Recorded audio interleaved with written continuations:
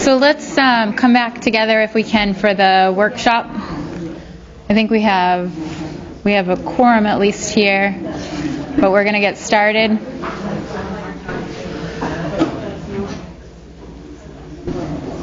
Okay, so the purpose of this workshop today is to bring the full board and the public up to speed with where we are.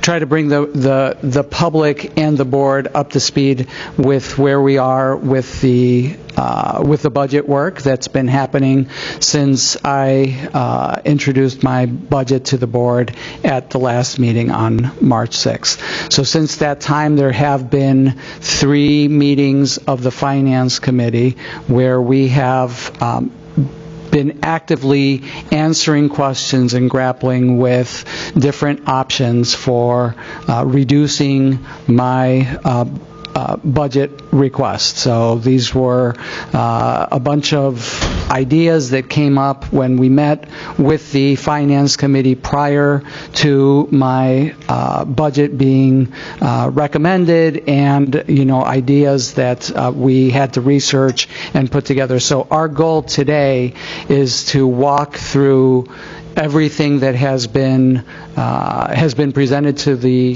Finance Committee so that everybody knows what it is. We will obviously answer questions, but know that the Finance Committee has been dealing with these at a significant amount of depth in their meetings. The other thing that I want you to understand is where we are in that process. So at the last meeting, which was it yesterday or was it the day? It was yesterday. Okay, they all sort of run together after a while. But at yesterday's meeting, we left with a directive for me to change the budget to a budget that reflects a 4.5% increase in the tax rate. So not in the overall expenditures. Again, just to bring everybody back up to speed, the budget that we introduced has roughly a 7% increase in expenditures.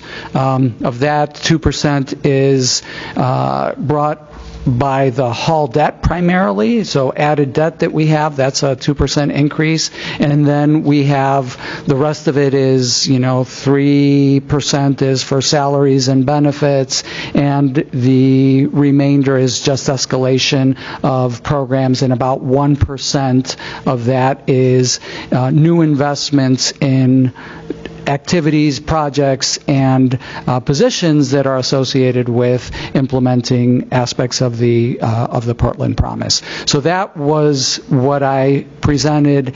That amounts to a 9% increase in the tax levy.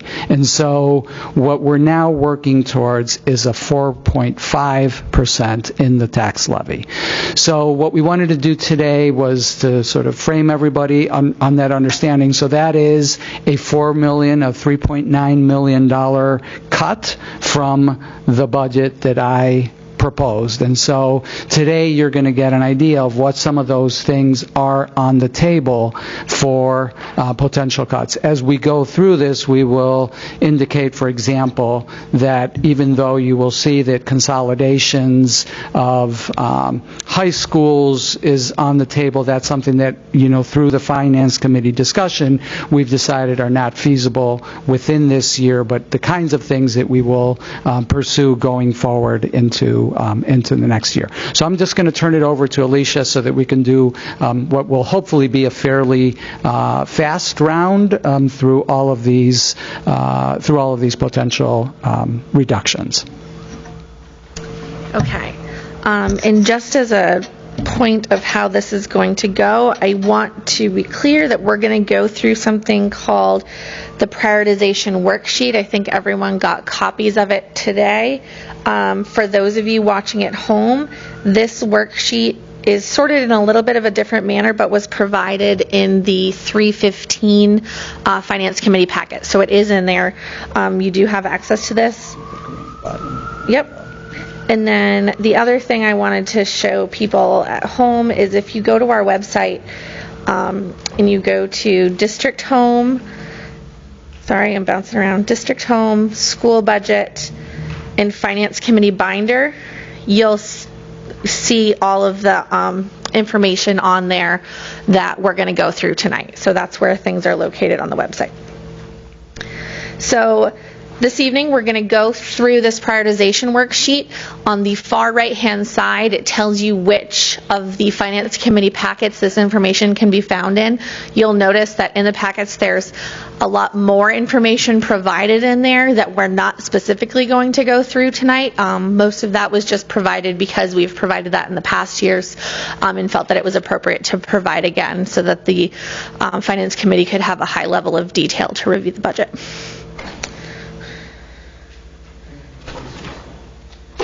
No, I don't want this one. I'm getting a different one.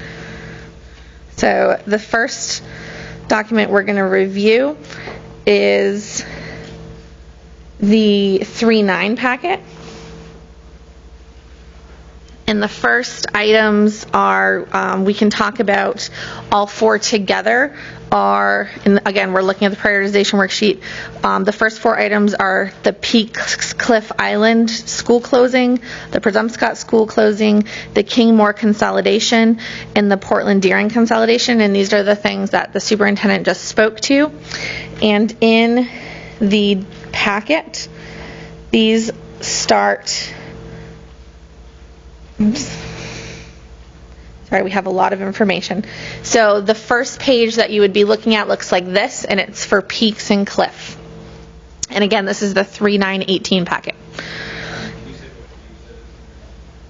On my electronic document, it's page 30. And it'll be the same in your paper document. So while you're finding that, I will explain to you what it is that we're looking at here.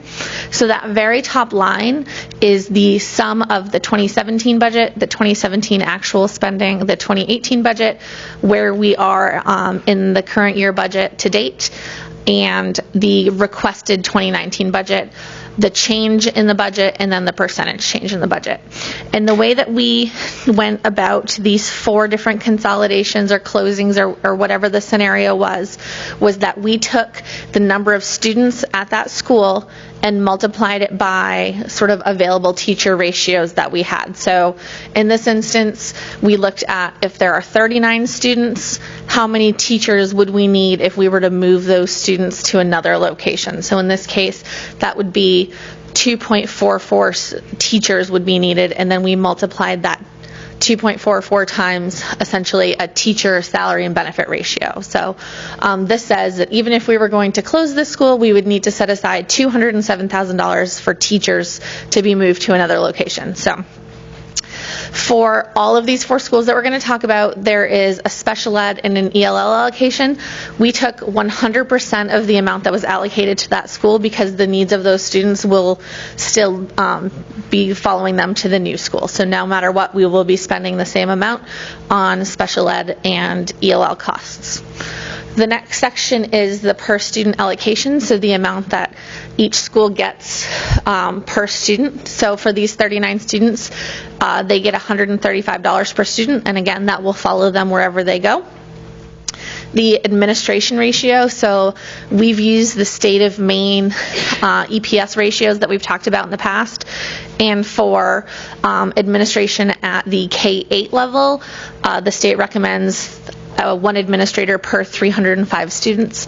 Obviously, due to the low number of students here, that ends up being about a tenth of an administrator, but that's a portion of the total average administrator cost is that $13,000. And one thing that we decided to do is, obviously, this is quite a generalization as we apply ratios, and there are certain things that we know that we have not thought of while we're pricing this out. So we decided to add a 10% contingency, and that 10% is 10% of the 2019 requested.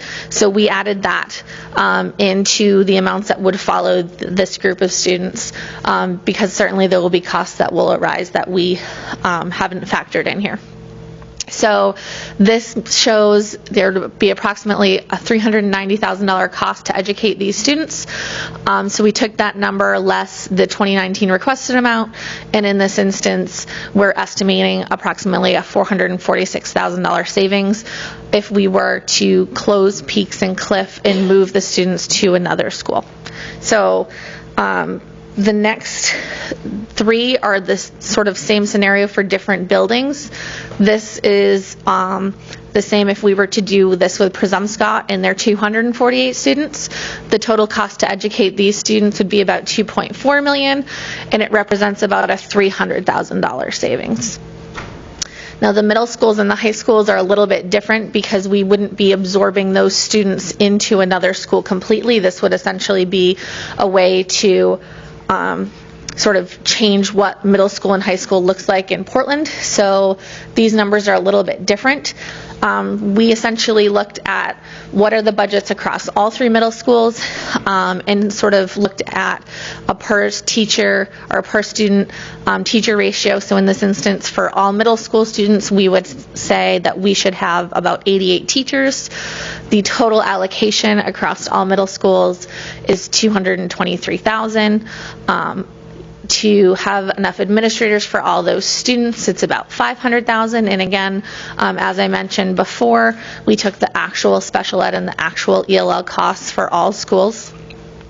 And then one thing that we didn't have at the lower levels that we made sure to carry forward is a co and extracurricular amount, because that's going to be important. We don't want to lose that. This also shows a custodian amount because in the other instances we were simply moving students into other schools, and in this instance it would be starting sort of a new school. So we would need to have custodial staff at the school, and again we added a contingency amount. I don't know that I can make it bigger. Oh. But now it won't. Okay. So here we're estimating approximately a $3.5 million savings. Again, that's a lot of students and very few sort of ratios that we're applying there. So this is sort of a beginning estimate for us to start as a baseline. In the next section would be a similar concept where we would be consolidating Portland High School and Deering High School. And in this scenario, using the same factors, the total cost to educate these students would be about $16.4 million, and we would save about $1.9 million. Again, very high level, but sort of a starting point of is this reasonable? Do you want to say anything about this? So on those, as I mentioned in the introduction, I think the consensus on the Finance Committee was that the large ones are not feasible. I think the only one that we consider feasible is the Peaks Island, Cliff Island closure, where we could just take those kids and put them in another building without, without pushing kids into other buildings, so the Peaks kids could go into East End, and that would work fine, and East End has the capacity to take them. The Cliff Island, we would probably work something with Long Island, where they currently go for extracurricular, not for extracurriculars, for specials, they go there. So that's what we would probably need to do if we move forward with that. Okay. So the next piece is talks about labor concessions. So this actually is just part of my summary, and I believe it is. Sorry. Is there a way to make that smaller? Okay, it's not part of that. So it's towards the very end. I apologize. There's a lot of pages here, and my bookmarks don't show up. So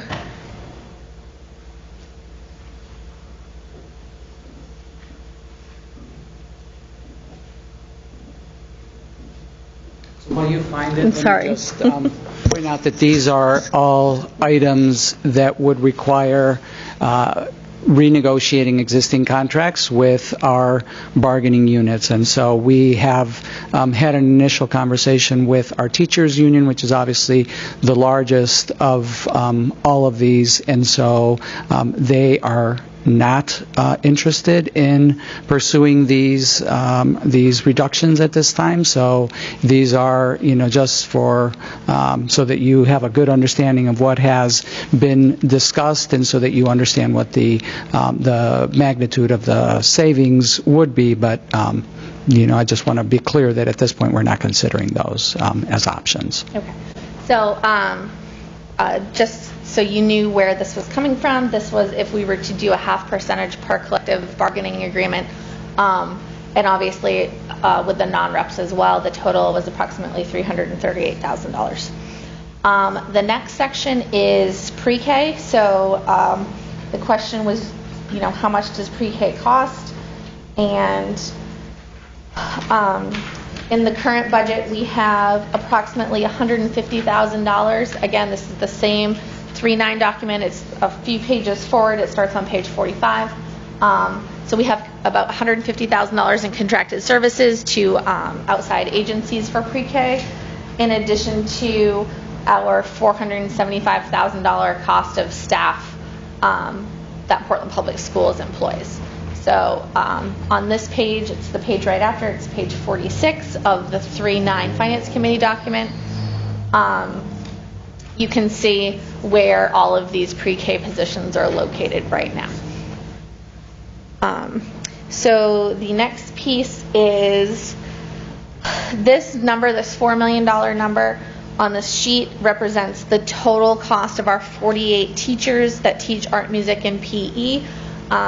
The proposal was not to eliminate, obviously, all 48 teachers, but it was the information was provided, and I'm going to find that for you. And then the reason we've not narrowed that down is that we are still working with our attorneys to figure out what it is that we legally are required to provide versus, nice to provide. And so I think that we're landing that all of our, that we're required to provide art, music, and phys ed with health at the high school level, and that the others it's a little fuzzier on that. So we are still looking through that, but at this point we don't have a specific number that we could derive from that. So again, if you're looking at this at home in the 3-9-18 Finance Committee document, this is page 34. And the very top shows the summary of where all of these teachers are located. So 22.9 of these teachers are at the elementary level, 11 are at the middle level, 13 are at the high schools, and then there's 1.5 at Paths and Bayside. So the next section on this list, it talks about co-curricular cuts, and this is actually in the 315 Finance Committee document. So we're going to open up this document, and I opened up to the right page. So obviously you cannot see this at home. This is a very large spreadsheet. If you do have access to it online, I can talk about it generally in color schemes here. So what this looks at is per sport specific costs. So over on the left-hand side, there are fall, winter, and spring sports, along with participation numbers in each and the coaching stipends related to each school. So under the 3 gray columns with the purple header, those are Deering. The 3 gray columns with the navy header are Portland High School. And then the sum across is sort of the cost we pay for all of them. So that very top line says cross country, and if you read all the way to the right, that is our total coaching cost for cross country sports at both high schools. So another thing that we did is we took all of the total, I'm just going to zoom in, where it says Portland and Deering in those pink columns, those are the total non-coaching stipends. So those are things like your MPA fees, your uniform fees, your field rental costs, so on and so forth, related to all sports at those 2 schools. So the way that we allocated those costs was a proportional amount in relation to the coaching fees. So it probably wouldn't come as a surprise to anyone. We have the most coaches in football, therefore the fees are the highest, and therefore the cost associated with football was allocated the most to that sport. So that's sort of how we went about this. And if we follow all the way over to the right-hand side, we have a total cost by sport.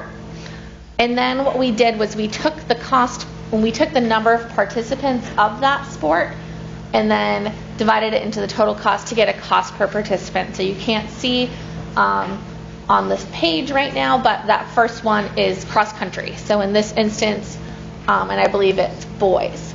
So boys cross country costs $878 per student. So one thing that we were tasked with is to talk about a possible activity fee and how we would go about approaching that. And we tried to use some other districts and sort of what their fees were. So in this instance, we thought 10% of the total cost was a good way for us to take a look at this. So in this instance, for cross country, again for boys, the fee to participate to the student would be $88. However, recognizing that we have students who qualify for free and reduced lunch, that they likely would get some scholarship opportunities to participate in these activities. We then took the number of students who qualify under free and reduced lunch and said the district would obviously pick up the cost for those students. So in this case, that's 10 students. And the costs associated with the other students, in this instance, we would get fees of $704 for non-free and reduced lunch participants in boys cross country. So essentially that's how this spreadsheet works. Can I just say one thing about the 10%?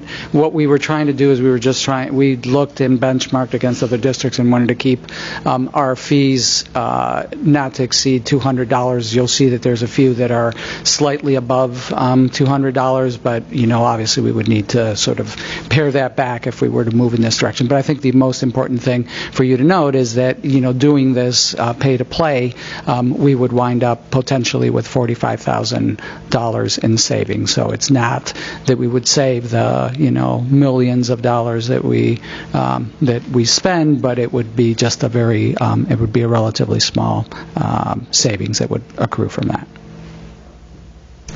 And $45,000 is actually the maximum that we think that we would be able to net from this, and it doesn't include any administrative costs. So we likely would not put a $45,000 revenue in our budget. So the next item for consideration that we're going to talk about is a retirement incentive. And this document is in the 315 board packet. It looks like this. And the way that we went about this was we annually prepare as part of the budget a list of employees that are at retirement age, and we put an estimate in for costs related to retirement. So we took that same spreadsheet and said, how many eligible employees do we have over the age of 62? And then sort of further whittled that down and said, how many employees do we have over the age of 65? And in this instance, we're only looking at the PEA, which is our teachers union, and our PAA, which is our administrators union.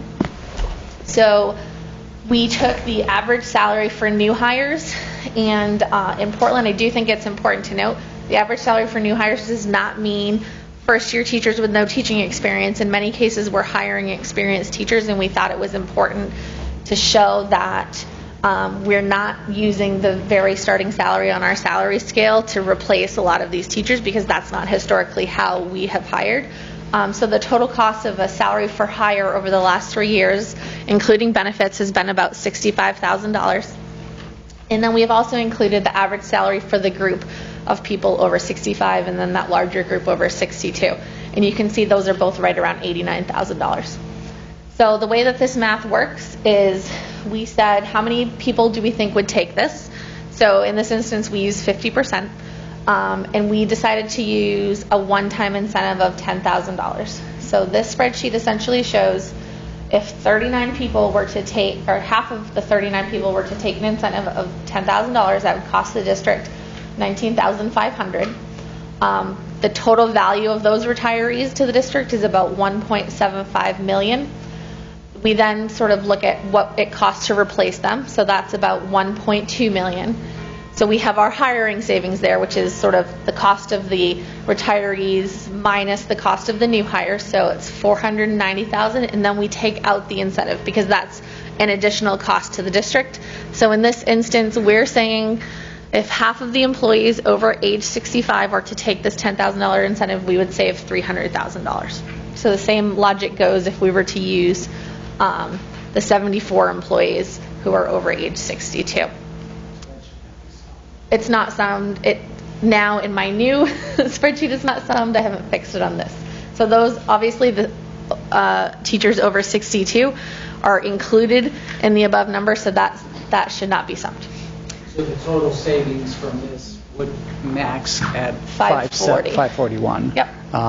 And then just to sort of give some context, the 10,000 is roughly 2 years of the employee medical obligation, the teachers that are not 65, at which point they can enter Medicare. So that's how much they would have to pay for the 2 years of health benefits. So that was the idea. So in addition, we costed out PAA. We have 4 eligible employees. If all 4 employees were to take this incentive, the savings that we get per employee less the incentive, the total savings would be about $22,000.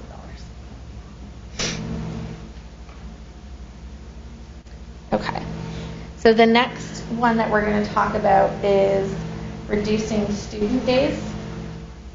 So as we heard earlier tonight, Portland has 178 student days. This is not getting bigger.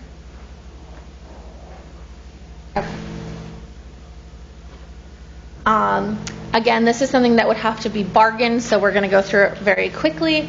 But this essentially says of each of our bargaining groups, if we were to cut 3 days off of their contract, what would that look like? And to be very clear, this looks at the 183-day teachers, the 193-day teachers, our ed tech group.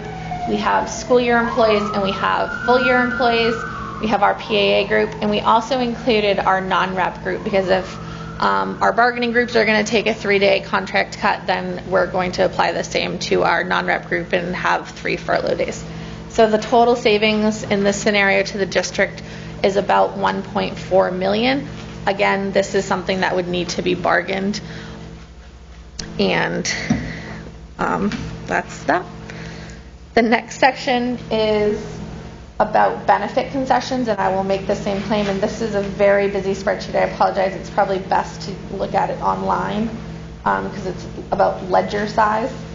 But the gist of this spreadsheet looks at our total cost for employees under the single benefit level and the adult with child benefit level, and looks at what if Portland Public Schools were to reduce its cost by 5% at each level. So basically the sum of this is if we were to reduce our cost by 5%, so if we didn't pay 100% and we paid 95%, the district would save about $450,000 at each 5% level. So if we were to go to 10%, that would be a $900,000 savings. If we were to go to 50%, it would be about 1.35. Again, this is something that's bargained. If we were to apply it to just our non-rep group, I think I have that cost in here. That saves us a whopping $28,000 per group because the non-reps are about 5% of the overall employee population. So this is heavily bargained in the different agreements. So the next section is elementary class sizes, and this is something that we looked at last year in the same manner. So essentially, in order to project the next year enrollment, we push forward our kindergarten grade up 1 and duplicate the kindergarten numbers. So in this instance, we looked at our projected enrollment versus our current staffing. And then the next page looks at, and I apologize, this is page 8 and 9 in the 315 binder.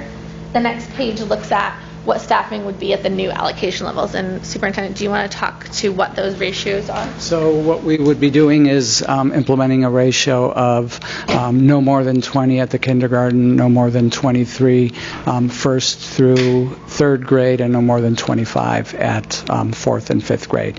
And when we apply those ratios to what we would project by rolling our numbers up, you see there the increases and decreases that would accrue from that, and you see that overall we would be able to reduce 7 teaching positions at the elementary grades. And again, we used our average new hire total cost because due to bargaining, those are likely the employees that are at the bottom of the seniority list, and we would see approximately $450,000 savings with the loss of those 7 positions. So the next section is the same goal at the middle school level. This would reduce teachers at 2 at each middle school in the elective areas, and we did not include what positions those are because that hasn't been determined. And then the total savings here would be about $390,000. And then finally, this represents our ed techs as part of our ELL group, where languages are not utilized in the schools that they're in right now. We have a handful of, I guess they're sort of legacy positions where at one time the ed tech, the individual that's in that position was hired into that school and into that position because they spoke a language that was represented in the building, and that no longer holds, but the person is still in the building operating as an ed tech, funded as an ELL ed tech position, and this would basically be to sort of adjust those positions out, and then obviously the individuals who are in those positions would still have seniority rights under our union contracts to, if you will, bump into another position, either at that school or another school, and so this would just basically in some ways right-size our ELL ed tech positions. And then can I also point out that we just went through the elementary and the middle school savings, and we are now working with the high schools to come up with an equivalent sort of set of savings at the high school as well, so equivalent to what we showed you for the elementary and middle school. Okay. So the next thing we're going to talk about is we had looked at if we were going to apply the state ratios to our administrators at our school buildings. So we took the number of students times the EPS ratio, and again, this is the state recommended ratio. This is not how Portland Public Schools allocates their administrators, but we were trying to use a known ratio that we are subject to for our state subsidy. So you can see here that per the state subsidy calculation, we should have 10.5 administrators. We currently have 15. So the difference is about 4.5. However, we went through for reasonableness and thought that it would be feasible to reduce there by 2.5. For the middle level, you can see we're off by a little over a 1.0 position, and at the high school level, it's less than a 0.5.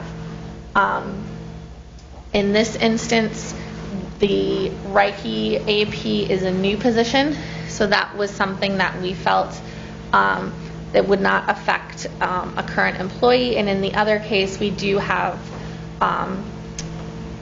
more than 2 assistant principal openings, so we would just reallocate existing staff to other buildings.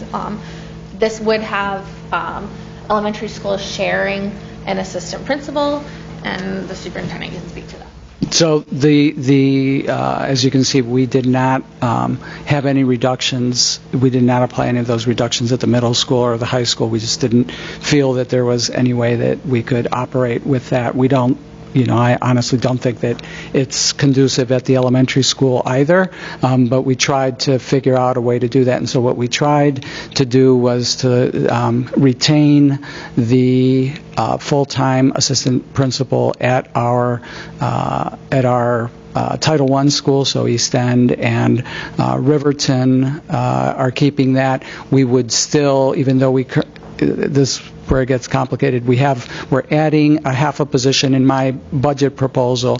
There was a half assistant principal position that was added at Reiki.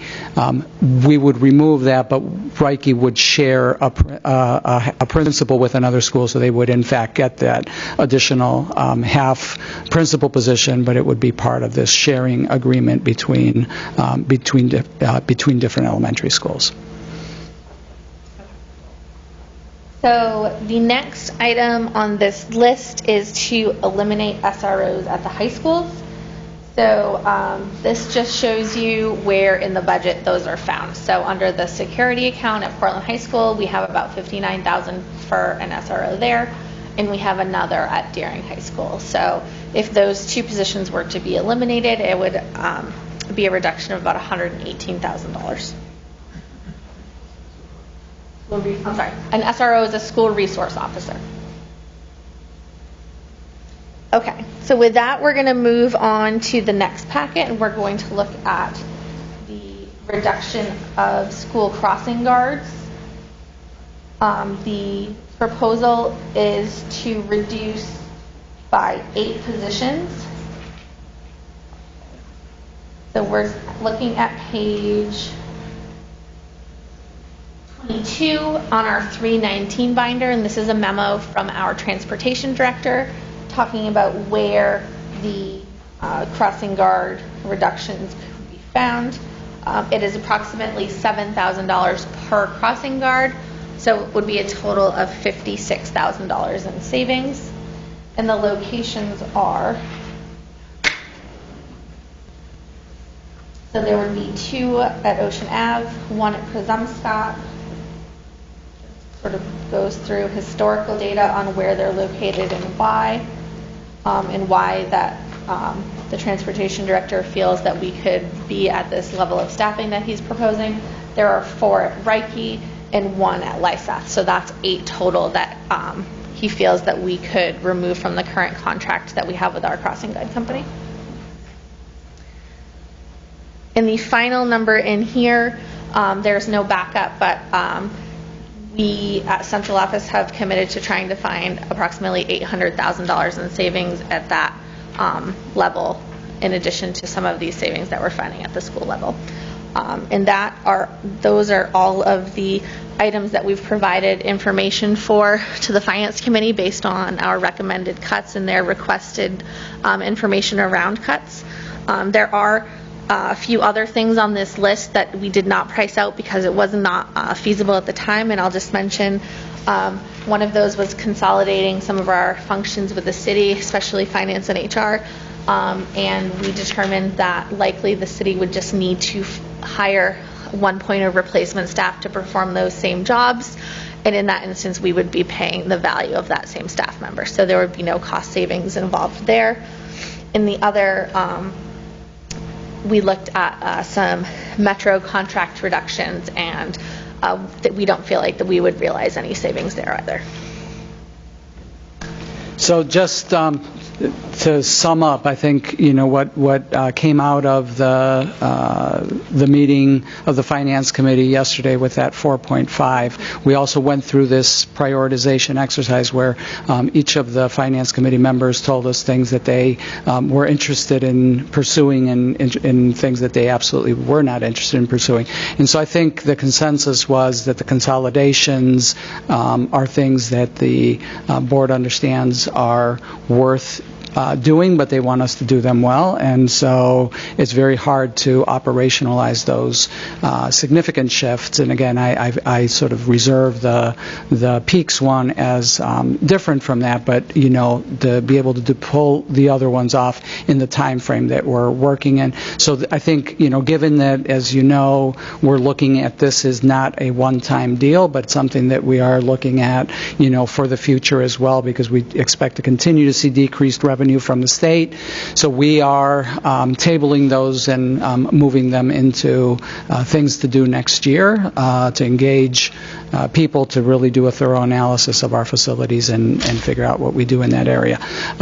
I think that there was general consensus around the retirement package as something that people would be interested in. I think there was general consensus around some of the, from the board, around some of those negotiated items, which, as I told you earlier, are, at least with, our largest union, are non-starter issues at this point. And then I think that there was a general desire to try to limit those cuts at the classroom level. So, which I think we all are, understand, and that's so the $800,000 in administrative cuts that we did not document, but that you are aware of from our executive session. Those are the types of cuts that we would need to implement, and then the rest is that has to be program reductions. We did not talk about world languages. Nope. And so, like world languages at the elementary level is, one of those potential cuts, as well as the class size reductions, the reductions that we're working with high school principals on, the reductions that we're looking, that we have proposed with middle school and things along those lines, as a way to get to that $4 million cut that we've been asked to figure out. So, as the superintendent just mentioned, I forgot to talk about the elementary world language program. So there are 4.5 teachers that represent a cost of approximately $334,000. So that's something that we had provided to the Finance Committee last year, so we provided it again this year. That's it.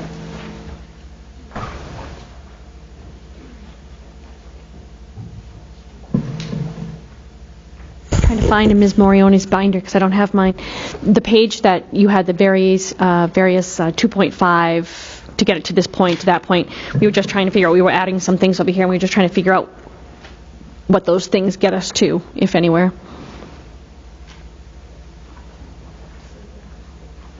That's in the 3.9 package, and it is towards the beginning. Thank you. Going page by page. There we go. There we go. It's on page 16. So the 4.5% that we talked about at the Finance Committee was $3,975,000. So it falls obviously in between the 2.5% and 5% that we've documented here. I did cost out, so every 1% reduction is about an 11-cent decrease on the tax rate, and it's about $830,000 that we would need to cut for every 1%. So the things that we ended up talking about yesterday, things like crossing guards and SROs, I don't think broke $200,000, whereas some of the larger items, class size, Peaks Cliff, those things are in the $400,000. And the administrative cuts that we just talked about, that's sort of an $800,000 number. At this time, until we sort of get the heads up to move forward on a retirement incentive, we don't know sort of what that would look like just yet. So we can't put a dollar figure attached to that until we have more information. I apologize. How many did you say were eligible? There's 74 eligible over 62. And when we did it last year, what was the age that we did? Did we do the same? Last year, I don't remember. Was it Barb, last year, can the you help me with what we did? We did not do a retirement incentive. We did a leave of absence, right? So, Okay.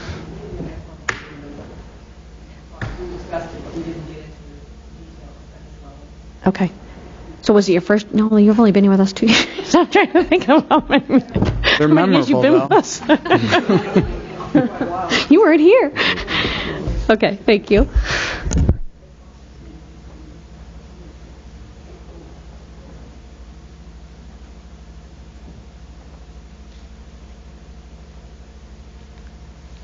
go for it.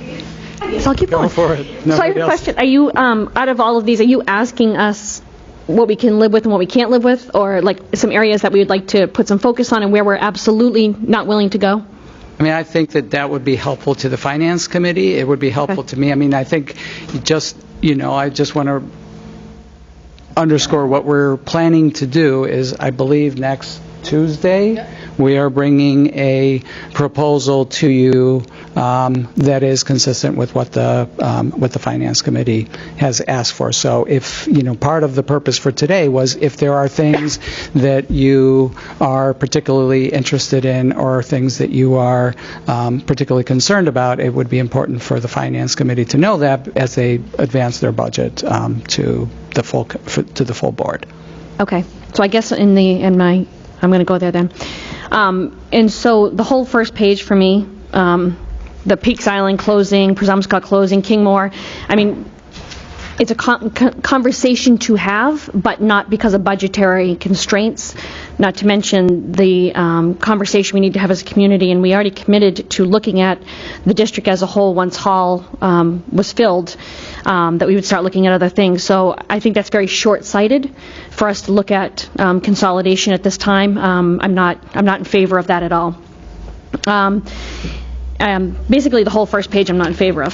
Second page, retirement incentive, I'm willing to entertain that. And the reduction of student attendance days, although we've worked so hard over the years to increase, and we keep going backwards.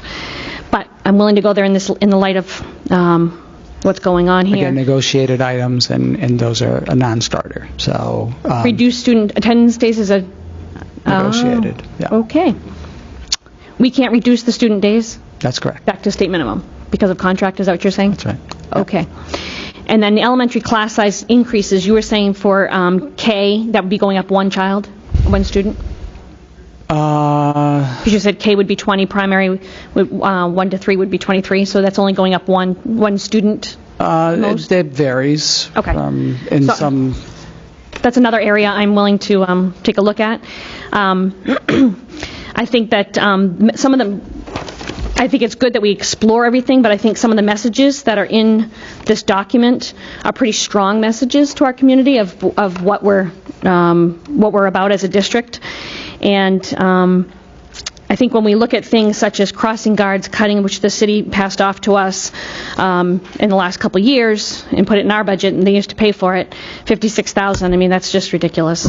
And eliminating SROs at Portland and Deering for $117,000, to me, that's another ridiculous in light of everything that's going on in this country and the value. I talked to a Department of Corrections officer actually today. And the state's going to put something together, hopefully, to provide to us, but showing the value in the SROs and what they provide to our schools. So for me, $117,754 for what they bring to the table is just beyond thinking about. So I guess for me right now, I haven't attended all of the finance meetings, so those are about the only 3 areas right now that I'm willing to go is retirement incentive, reduced student attendance days, if we could go there, and elementary class size increases. And that got us to what was that, Ms. Morioni? 2.67 million.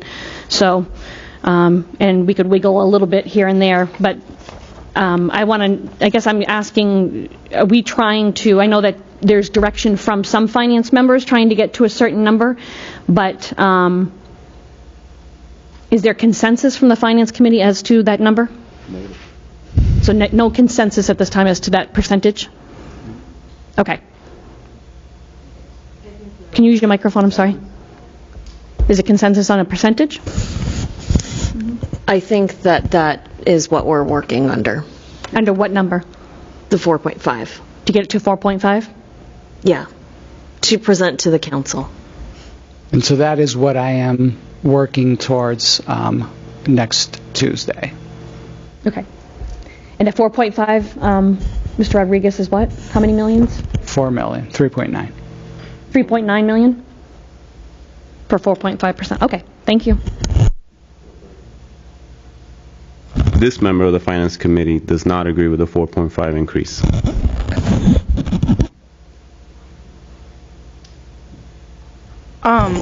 I'm not one for finances. Numbers aren't exactly my thing, so, and I was talking to Tiana about this.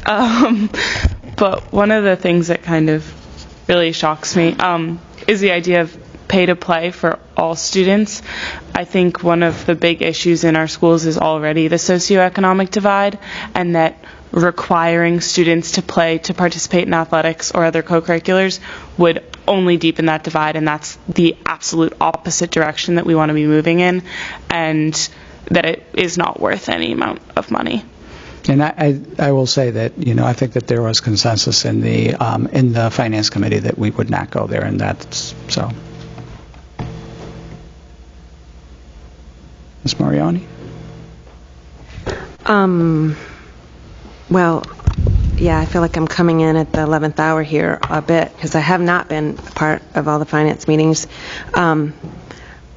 Honestly, I'm just shocked. I mean, because there are major things here that are so disruptive of the whole district that have been brought forward and asked of staff to put a lot of hard work and thought around that I don't think we have a majority of the board yet around this 4.5% idea than going to the City Council Finance Committee. So I'm very much in agreement with Ms. Thompson around the ones that I could live with, and I would really like us to go to our attorneys to ask about the teacher's contract, particularly around the student days, simply because I remember even working when we worked on the teacher contract, if there was budgetary implications, that we did still have the right to ask for concessions of through the student days. So I would like that to be looked at with our legal advisors. I will not agree and will not support a 4.5%. I have not heard of any indication by council members that that's all they will support, and right now I would not vote in favor of this at that low of a rate. I may be able to get to a cut of more like around, we did the numbers of some of those things, maybe around 2.6 to 3 million.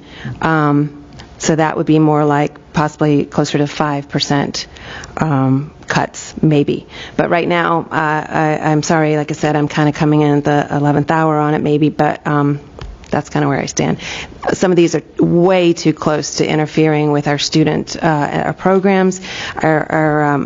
When we talk about trying to keep it as far removed from the students, this is right all over in their face and for the whole community to be up in arms. And if they're listening tonight, I bet you we're going to get tons of emails and calls starting tomorrow. So, not in favor. Thanks.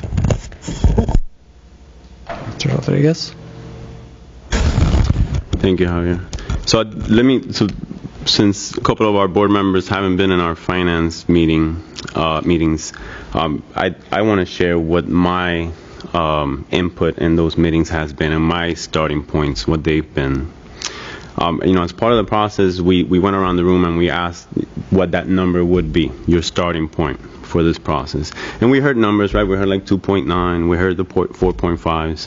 And then when I came around and I spoke to my priorities are aligned with that of the superintendent. The superintendent was asked to present his priorities as part of the process. And so he put them all on one sheet of paper. And like I said, my priorities are aligned with his. My priorities are those of achievement, equity, and social-emotional learning development in our district.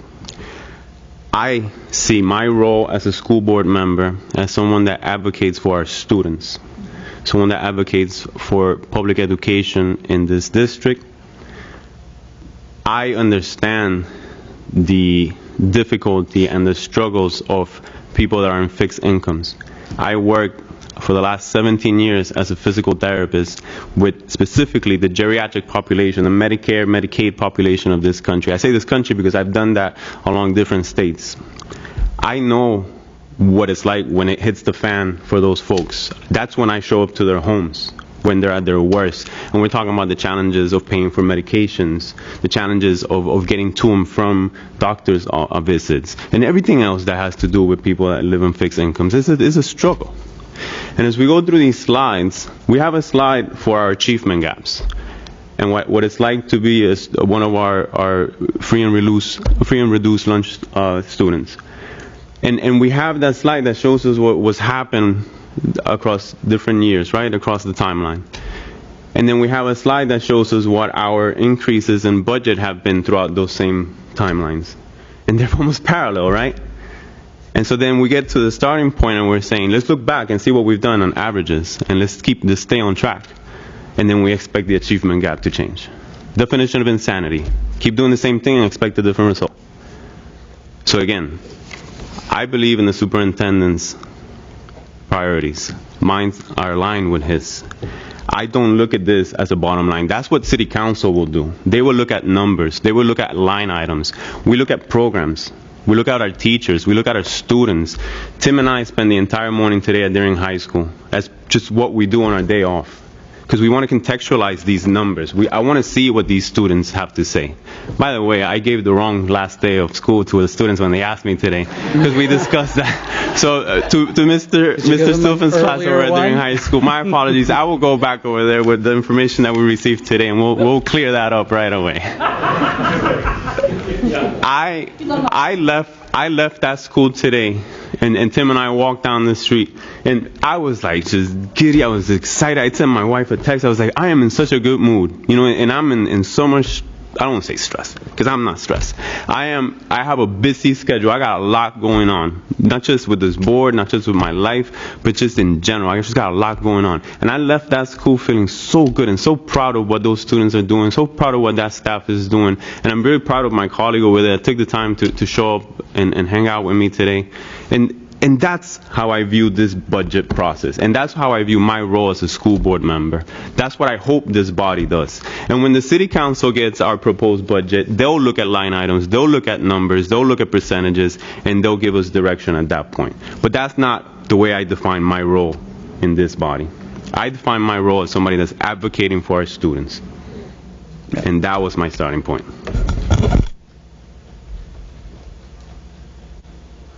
Anyone else?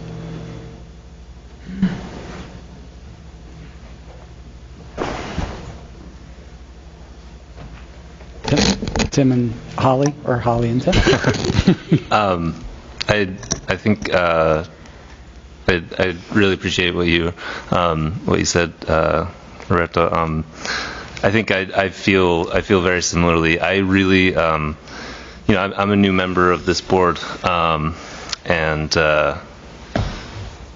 so one of the first things that I sort of understood as a new member and even as a candidate was, I really had to come up to speed on what the comprehensive plan is and what the Portland Promise is, and I believe in it wholeheartedly. I think that is the direction that I would love to see our schools go, and I believe that the superintendent and his proposed budget is showing us the way that we can get there. I think that there may be some small opportunities like the ones that Member Thompson, Member Morioni were highlighting to find some efficiencies that may not have the drastic weakening impact that the superintendent's budget,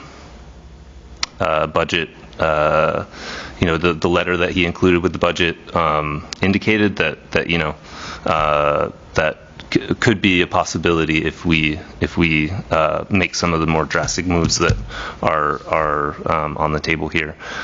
So I want to state very clearly, because I felt like I didn't do this last night at the Finance Committee meeting, that I also feel pretty strongly that if we make these cuts down to even a 4.5% increase, I think that is not delivering on the expectations that we have set with our comprehensive plan.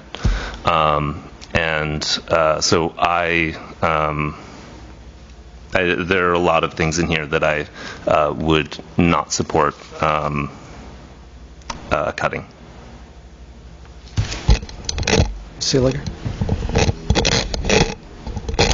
I'm wondering if this is the best place for this conversation or this question, but so I'm just trying to understand the rationale between saying we prepare for $2 million versus preparing for $4 million cut, right? I feel like that's kind of what people are talking about. So are we trying to preempt what the council is going to send back to us? Like if we only cut like $2 million, do we send it to council and then they say you need to cut more, then we need to go back? Or is this like or if we go with 4 and they're okay with it, or with the state budget, trying to figure that out? Because I know we've played that before with council, where we haven't cut enough and then they send it back and we have to cut more. So maybe someone from finance, if you want to, can kind of explain some of this rationale for some of this, because I know people are upset about taking that much, but it might be good to be prepared since that's happened in the past. Our intention is to not make the school budget a political football between us and the city council. And I think that our intention is to put, after feedback with our colleagues and leadership at the city side, that we wanted to put forward a modest proposal that reflects our best thinking, having done due diligence with all of the, leaving no stone unturned in terms of what we can do in an unprecedented revenue shortfall for this district.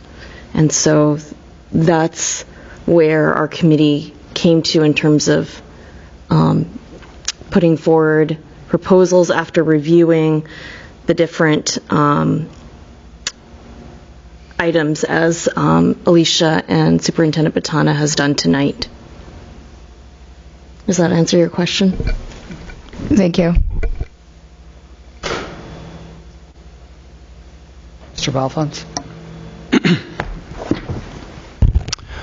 So personally, my family and I are in the middle of two hard positions. I have a 2- and a 3-year-old, and so when they get into school, I want them to have art, music, PE. I don't want to cut those services. At the same time, my family and I, we rent right now. And so any tax increase will be passed down to us by a prudent landlord. And as we look to buy a house and hopefully get into a house, we will feel those tax increases directly. And so when I look at it, I'm looking at it long term. I'm looking at it for 15 years out. This year we're talking about an increase on the school size of 9.7%. Next year it's estimated to be 9%. That is not incorporating in the 4 school bond debt service that we will have to carry. For those it actually is incorporating the school bond going forward. That 9% would be for next year, would include for next year. Yeah. Okay, and so that's $1 million, the first $1 million. So then after that, we go to having to deal with $2 million, $3 million of debt service, all the way up to $5 million, back down to 1. And so by the time we get to the middle of it, we're paying $5 million of debt service just for that. I'm scared to think what the services will look like in our schools, and I'm scared to think about what our taxes will look like. The worst thing we can do is just end up somewhere in the middle, where taxes are somewhere in the middle and our services are somewhere in the middle. No one wins. We don't get to our goal of achievement. One of the things that I want to work on is the achievement gap.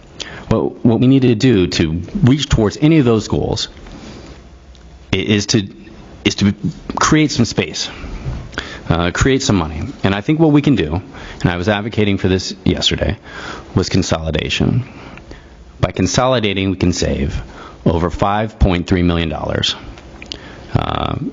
Now, I want that to be executed well. I don't want to just rush it through.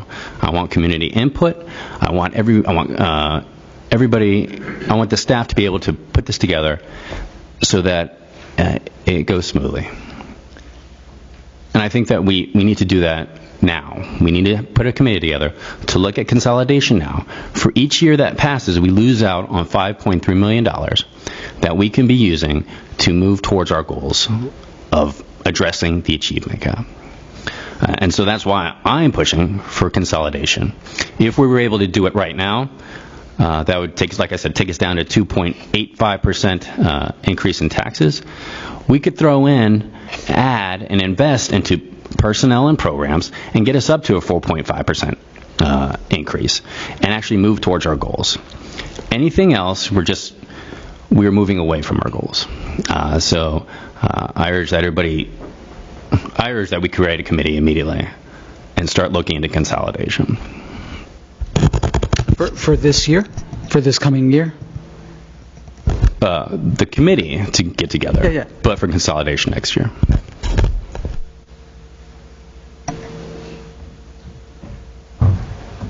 I'm also one of those people who's probably in the middle. I've lived in Portland now for 40 years. I lived on Peaks Island for 23 until the last revaluation when I was forced to sell my house because my taxes went up 3 times, more than 3 times what they had been, and I couldn't afford that. I worked for the school department, and my salary wouldn't cover the tax bill. I had always hoped to age in place here in Portland, but I've come to the conclusion that that may not be a prudent financial plan or even a possible plan for me financially, because I'm not wealthy. I think about those cups of coffee when I buy them. That's not something that's just a easy expenditure. It's a thoughtful expenditure when I stop to get a coffee. One of the things that concerns me, and I've raised it in our discussions, is our excess capacity. And particularly, I was disturbed to find that we have Hall, a brand new school, with a rated capacity of 558 students that we plan to put 411 in next fall. That doesn't make sense to me. I look at the capacity numbers for high school, and again, we have excess capacity, but it's scattered in pockets around our district, which means we can't actually utilize it to achieve savings in class size, to deliver better programs. And while small schools can be great, my kids went to Peaks Island when it actually had 120 students, not the number that it has now, it still was a very small school, and there are real limitations to tiny schools. And I say that from experience. So I really think that the longer we wait to examine our capacity, I believe we should be fully utilizing Hall. That we should look at redistricting our elementary schools to put all of our children in the best schools possible. We just passed a bond because we have schools that were described as falling apart, decrepit, in terrible condition.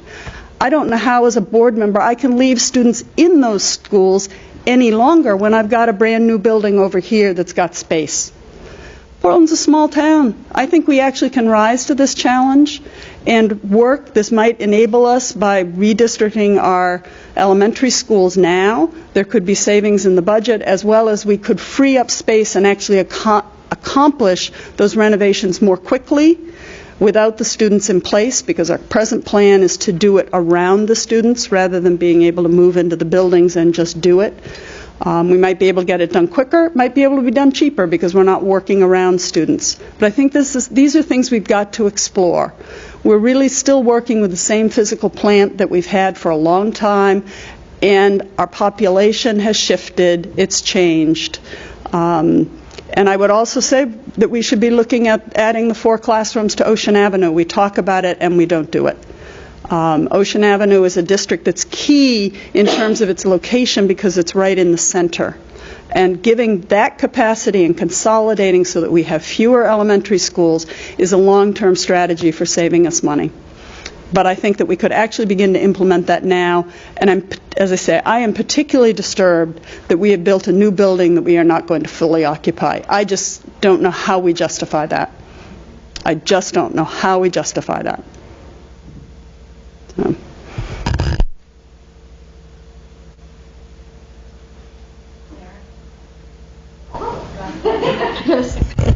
Thank you. I was wondering, Jenna had mentioned that there's been some conversations with the city side, and I didn't know if the mayor being here, if you've had any conversations around the inkling around our budget or what you've heard. Sure, thank you. I'm not exactly sure what the school board member, I participated in one meeting where a couple of members of the finance, no, actually, I'm sorry, it was the chair and the two chairs that were there, so only one member of the finance committee. In that meeting, as the mayor, I was very clear that, at least from my perspective, I would hope that the school board would come forward with the budget that you believe most protects our children, and not to focus on the financial piece, that we can have that conversation later if we need to. But there were two counselors in the room, a mayor and another counselor in the room. There was a difference of opinion, but there certainly was no consensus in the room that the council is saying to the school board that you should not be coming forward. I can only speak for myself. I hope you will come forward with the budget that you believe is the best budget to make sure that our kids are getting the education they deserve.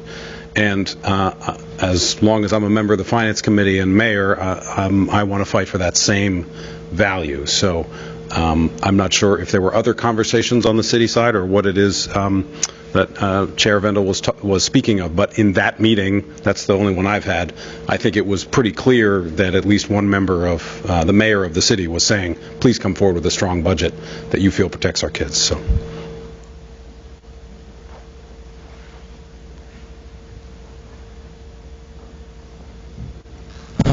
Thank you, Harry. So I want to add a little bit more context into some of the items that I'm not comfortable pursuing.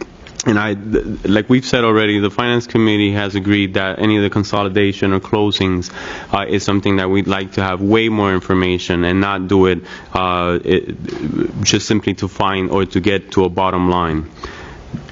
I have not seen a consolidation option or a closing option that does not have a direct effect on programming. When we talk about Presumscott Elementary, just recently got accredited as an expeditionary learning school. When we talk about King Middle School, we know what they do in their expeditionary learning. You know, my daughter in Lysa, I know what they do in that school. I remember when we had a discussion about, the assistant principals, I talked about, I know what Mr. McCormick does over there. When we talk about the crossing guards, I talked about, I've seen crossing guards save lives in that intersection, that slide that we had up there.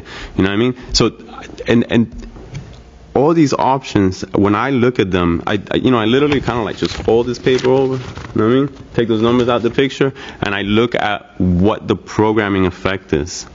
And just like Sarah said, this whole first page, play basketball with that one.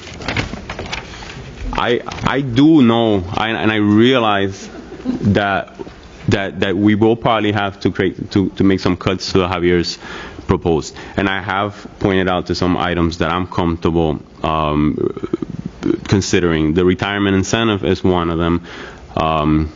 The reduction of student attendance days. Javier, you mentioned that you already got some feedback on that piece, and that's a non-starter. Yeah, I shared that with you guys today. So. And then the other part was the elimination of the SROs in our Portland and Deering High School. And I want to add a little bit more context to that.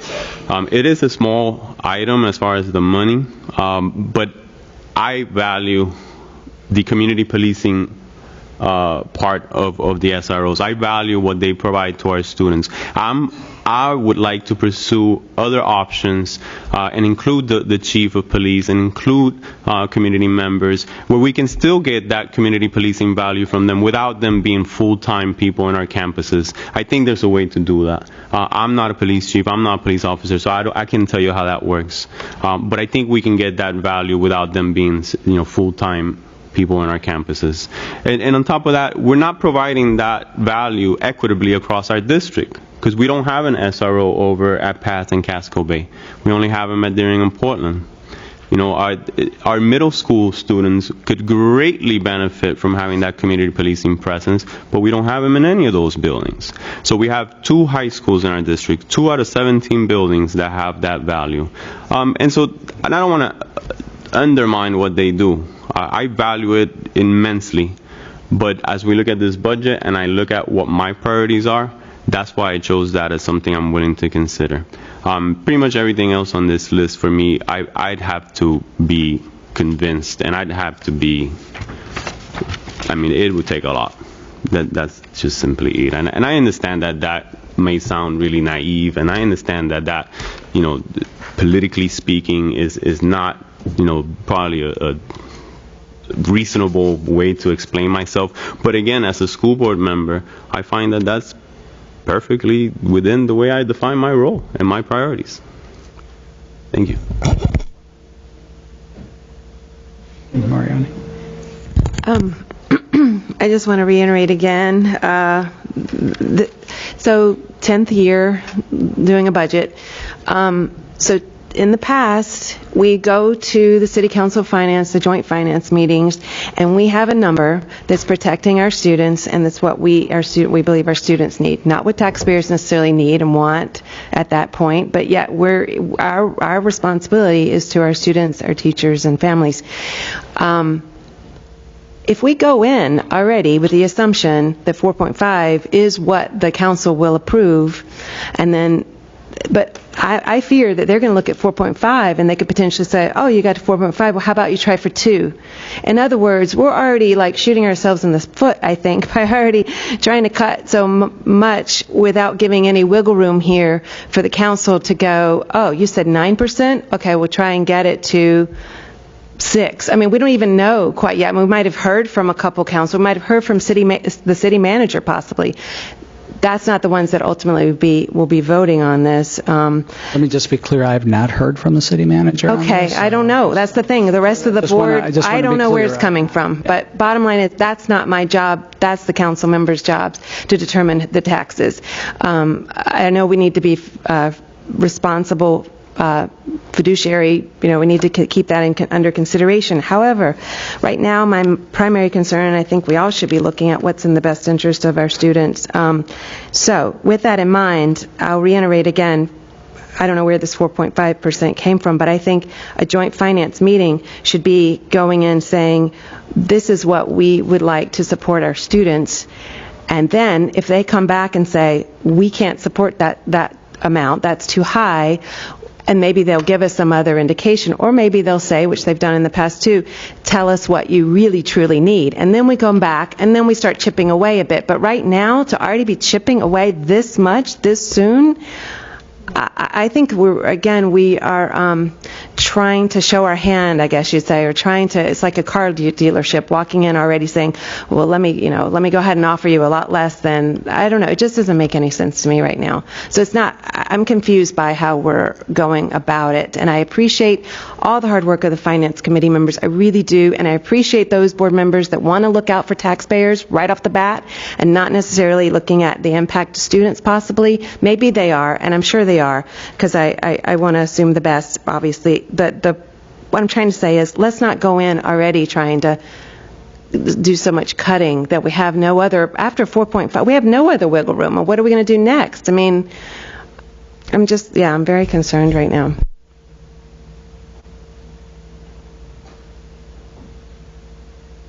I would like to caution us, both as a board, as a city council, and as a community, to not position this budget as a football with opposing sides. I'm an educator. I've been an educator for over 40 years in this community. I prepared budgets on the other side of the dais with the superintendent. I know how hard it is. I manage budgets all the time. That's mostly what I've done. I've also managed budgets for the city. And so I have that perspective of just how hard it is to do the city budget as well. We are not separate entities. When I came to Portland, I sensed a terrible chasm between the city council, the city operation, which I worked for, and the schools. And there were political footballs, insults hurled back and forth. It was not a good situation. And a lot of people, many of whose pictures are also on this wall, worked very hard to get us to a place where we actually put into the Charter Commission a commitment to really working together collaboratively as colleagues. To assume, even for a minute, that because I am willing to discuss cuts to the superintendent's budget doesn't mean that I care deeply about education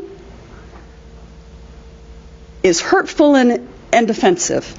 I may differ from the superintendent about what the important things are. I have my own educational philosophy. I have my own experience having worked in this district. And we may not agree, and that's fine. But we both share a commitment to working for the best interests of our students. We may just see that differently, and we may see the paths differently. And that's going to be true across the community. Schools do not run the city. They are a very important part of it. But the schools exist to serve the city, not the city exists to serve the schools. And we need to take into account that the city has, and many taxpayers, many people living in the city have needs and wants which are equally as deeply felt as those we've expressed tonight.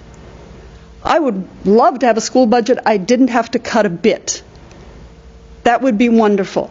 This one, at this point, given that we are talking about 9.7 and the city's tax increase as well, because the city services will require an increase, seems to me to get to a level that I am seriously questioning the ability of the city to pay without beginning to endanger some of the things that have made Portland what it is. Because I share with Mr. Balfonte the need to have a long-term plan. This is a one-year plan. We need a long-term plan. And the schools have been dancing around that and putting it off for a long time. I've watched it for over 20 years, from inside and outside. It's time that we actually have to have and craft a long-term plan for financial sustainability that will enable our city to continue to be economically diverse. I think that is one of the things most at risk right now. The middle is disappearing. I'm part of that middle by my fingernails most of the time. That's where I've lived in Portland, barely middle class. And I see people like me and other people in that same financial range being priced out or forced out. And that will change our community. And I guess as a long-term Portlander, we've lost board members to exactly that, where they couldn't afford to live in Portland any longer. And you've heard from board members tonight who are concerned about that. That does not mean we are not equally as passionate about providing the best possible schools for our children and our adults, because adult ed is part of this. And there's some major things in this for adult ed. Please do not turn this into an us versus them. That if you don't support the superintendent's budget, you don't care about education, because that is patently false. Or that that a cut to the budget is to degrade or to weaken education, because it is not. We have very capable, able staff who can implement the cuts we need to do. They may not be easy and they may not be the ones they'd like, but we can make the changes. And I would also agree with Mr. Balfonte, it is about changing how we do schools and investing. And if we just keep adding it up, we're going to lose the opportunity to actually get back and invest.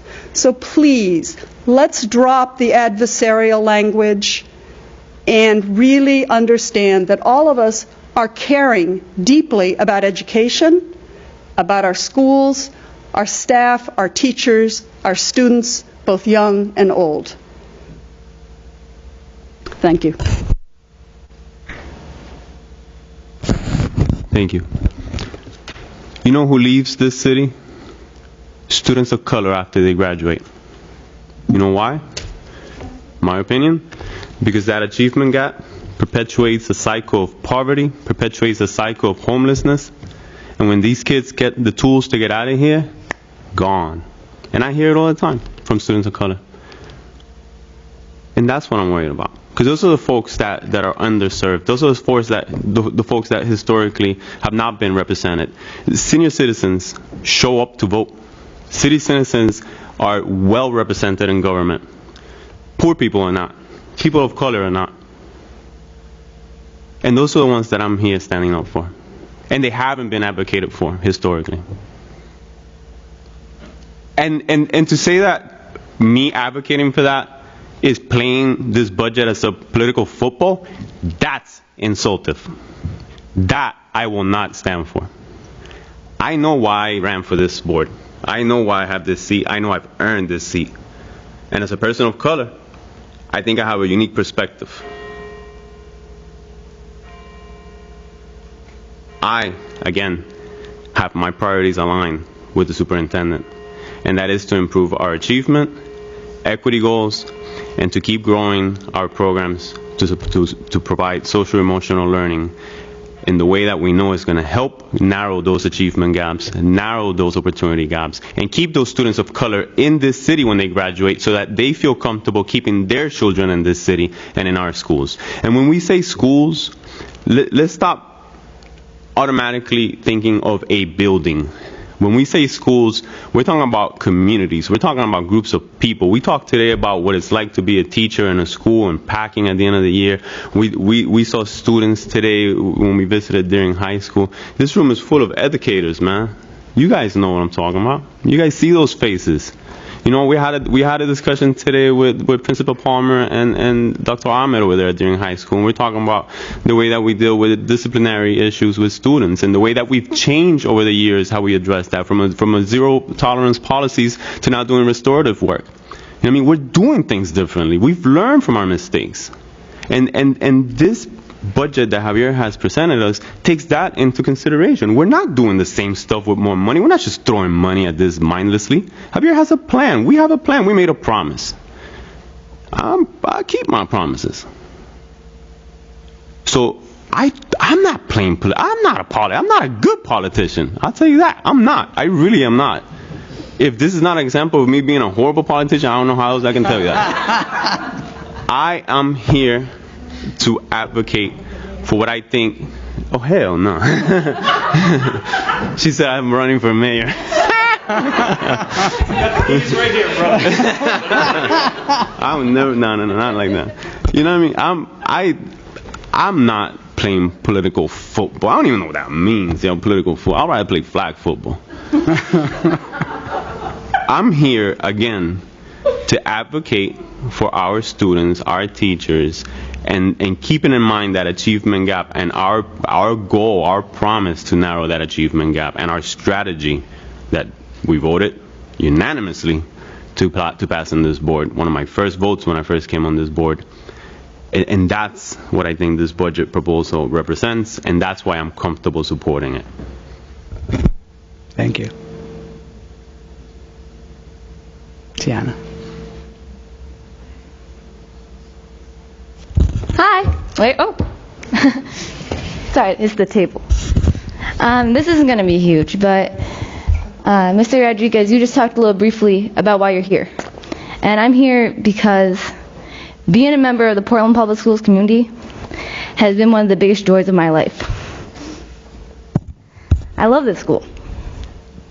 And I love being here at 10 o'clock on a Tuesday night, and I have 4 hours of homework to do when I get home.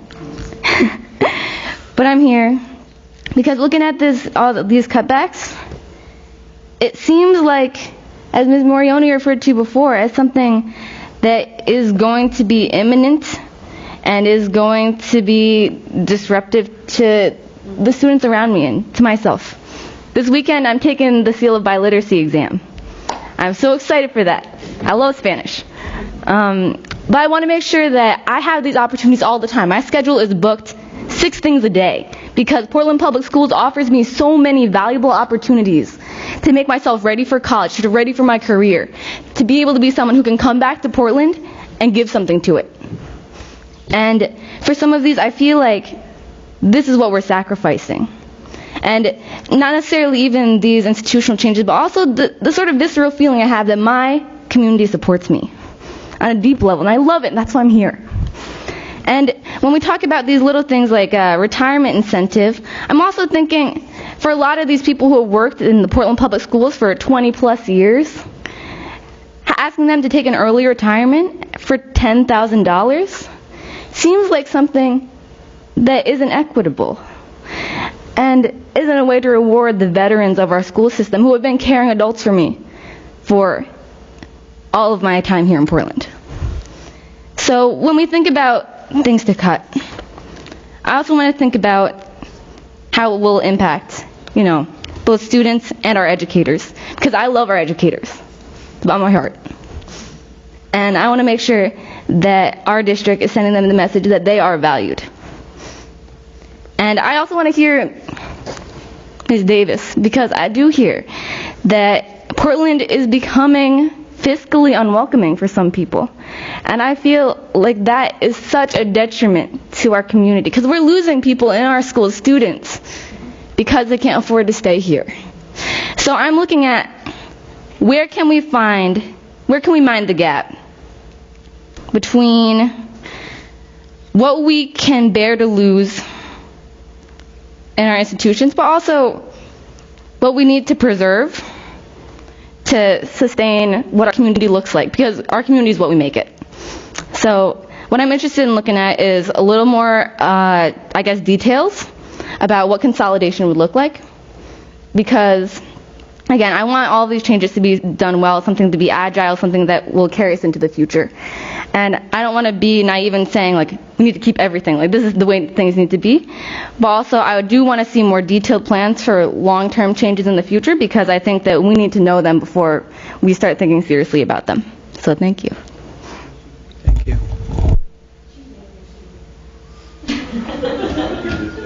One more thing just to keep in mind, I remember back in the day when we had the same cuts on the table, lines and lines of students crying about cutting art and music, and we've been through this before. And you know what happens the following year? A new mayor comes in, and a new mayor that's possibly a huge advocate for education.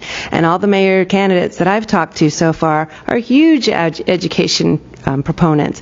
So you've laid out the projection, and you've also laid out, EPS is going to always not look at Portland favorably.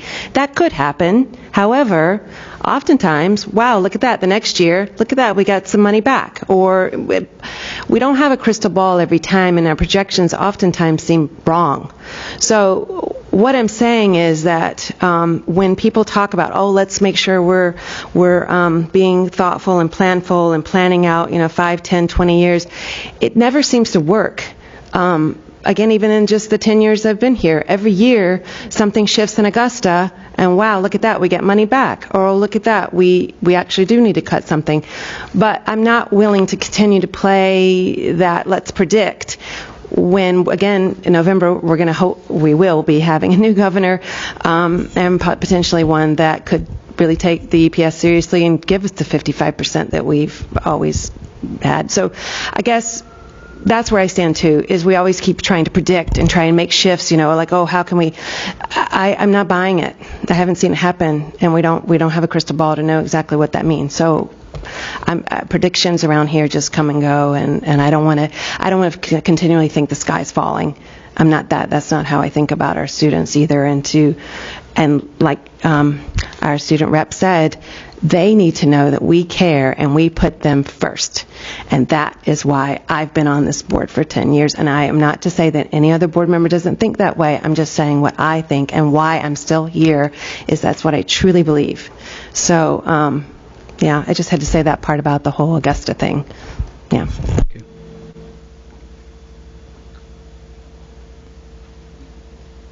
I think one thing, I just want to throw a word out there, resilience. I think we want to be a resilient system so that when things like this drastic cut in our state subsidy happen, we do not have to consider these types of major shifts. This may be a moot point as we move towards, if the projections are correct and we move towards being what is a minimum receiver. So I want to make sure, I do want to do some long-term planning around what, potentially consolidations, what's going to make us resilient so that, but we have to have a good plan to do that. We're not going to become resilient by saying we're going to close everything down and shift everything around right now.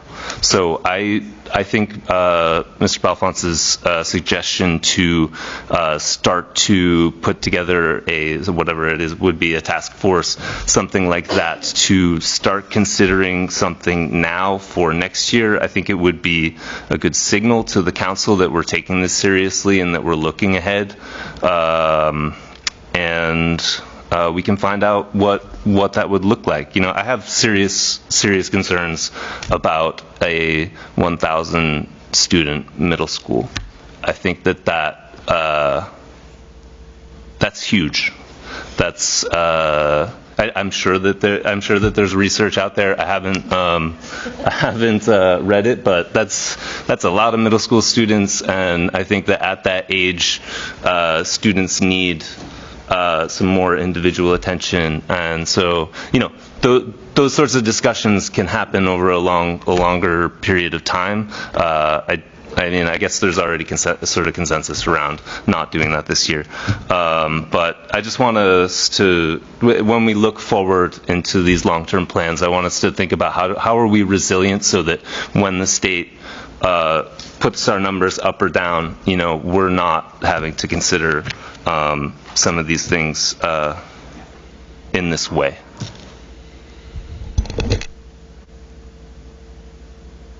Amen.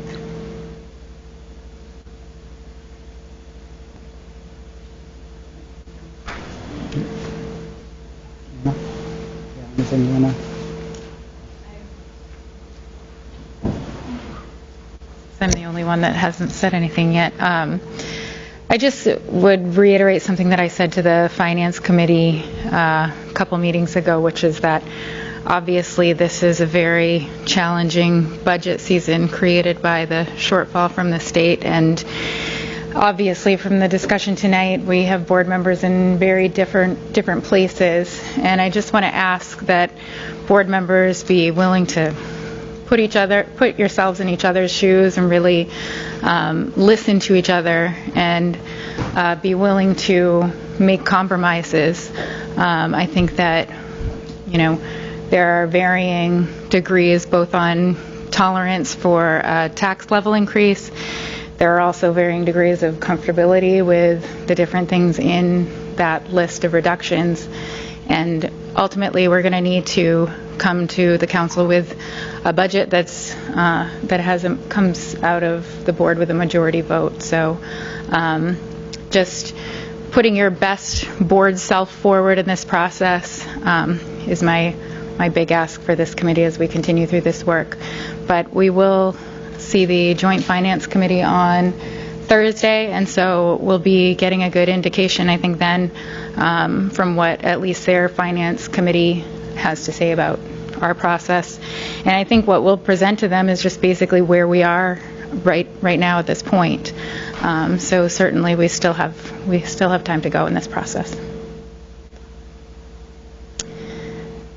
That wraps it up. All right. Thank you, guys. Good night.